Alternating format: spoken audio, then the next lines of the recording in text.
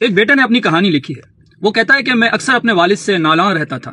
وہ ہمیشہ مجھے نصیحت کرتے، روکتے، ٹوکتے، میری چھوٹی چھوٹی غلطیوں پر بھی مجھ سے ناراض رہتے اور نصیحتیں کرتے رہتے تھے۔ بتی کیوں جلتی چھوڑ دیتے ہو؟ بجلی ضائع ہوتی ہے۔ نل اچھی طرح بند کر دیا کرو، پانی کیوں ضائع کرتے ہو؟ یہ وہ جملے تھے جو روزانہ میرے کانوں میں گونجا کرتے تھے۔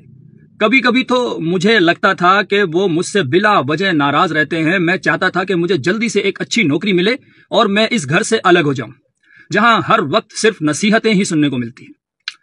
پھر وہ دن آیا جس کا میں شدت سے انتظار کر رہا تھا، میری پہلی نوکری کا انٹرویو۔ میں صبح جلدی اٹھا، بہترین کپڑے پہنے، خوشبو لگائی اور جیسے ہی دروازے سے باہر نکلا والد نے میرے کاندھے پر ہاتھ رکھا۔ حالانکہ ان کی آنکھوں میں بیماری کے آثار نمایاں تھے، لیکن وہ مسکرا رہے تھے۔ انہوں نے مجھے کچھ پیسے دیے اور کہا، بیٹا پر اعتماد رہنا، کسی سوال سے مت گھبرانا۔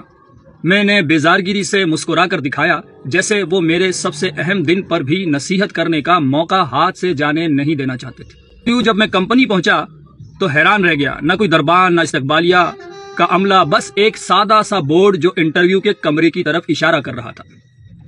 جیسے ہی میں دروازے میں داخل ہوا، دیکھا کہ دروازے کا ہینڈل ٹوٹنے کے قریب ہے۔ والد کی نصیحت یاد آئی، ہمیشہ مثبت سوچو۔ تو میں نے ہینڈل ٹھیک کر دیا۔ تھوڑی دور جا کر آگے بڑھا تو ایک تالاب کا پانی بہہ رہا تھا۔ شاید مالی نل بند کرنا بھول گیا تھا۔ مجھے والد کی پانی بچانے والی نصیحتیں یاد آئیں تو میں نے نل کو بند کر دیا اور پانی کا رخ درست کر دیا۔ عمارت کے اندر پہنچا تو دیکھا دن کی روشنی میں بھی بتی جل رہی ہے۔ والد کا چہرہ نظروں کے سامنے گھوم گیا۔ بجلی ضائع مت کیا کرو، تو میں نے بتی بجھا دی۔ جب میں انٹرویو روم میں پہنچا تو وہاں کئی امیدوار پہلے سے موجود تھے۔ ہر کوئی چند منٹ میں باہر آ رہا تھا، مایوس اور پریشان۔ میں نے سوچا اگر یہ لوگ ناکام ہو گئے تو میں کس گنتی میں آتا ہوں۔ میں نے انٹرویو چھوڑنے کا فیصلہ کر لیا، لیکن جیسے ہی میں جانے لگا میرا نام پکارا گیا۔ اب میں پیچھے ہٹ نہیں سکتا تھا۔ میں اندر گیا تو سامنے 3 افراد بیٹھے تھے۔ انہوں نے مسکرا کر پوچھا، آپ کب سے نوکری جوائن کر سکتے ہیں؟ میں حیران رہ گیا، کسی نے مجھ سے کوئی سوال ہی نہیں پوچھا تھا۔ میں نے ہمت کر کے کہا، جب میں انٹرویو میں کامیاب ہو جاؤں گا تب۔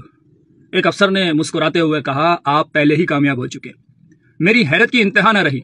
میں نے پوچھا، مگر کیسے؟ تب انہوں نے مجھے بتایا کہ ہم نے کمپنی میں چند خرابیاں جان بوجھ کر رکھی تھی۔ ہم دیکھنا چاہتے تھے کہ کون انہیں ٹھیک کرتا ہے۔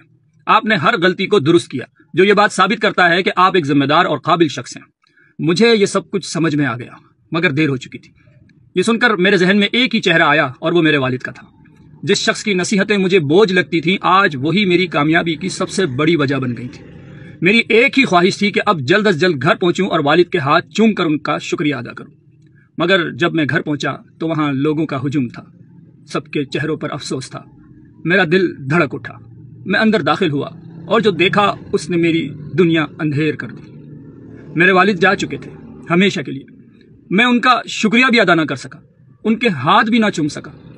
وہ شخص جو میری بہتری کے لیے ہر لمحہ فکر مند رہا، میں اسے زندگی بھر غلط سمجھتا رہا۔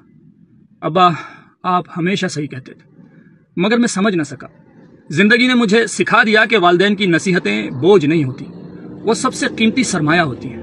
جنہیں وقت پر سمجھ لیا جائے تو کامیابی قدم چومتی ہے، مگر اکثر ہمیں ان کی قدر کرنے میں دیر ہو جاتی ہے۔ اگر ہو سکے تو اس کہانی کو آگے ضرور شیئر کیجیے گا، ہو سکتا ہے کسی کی زندگی بدل جائے۔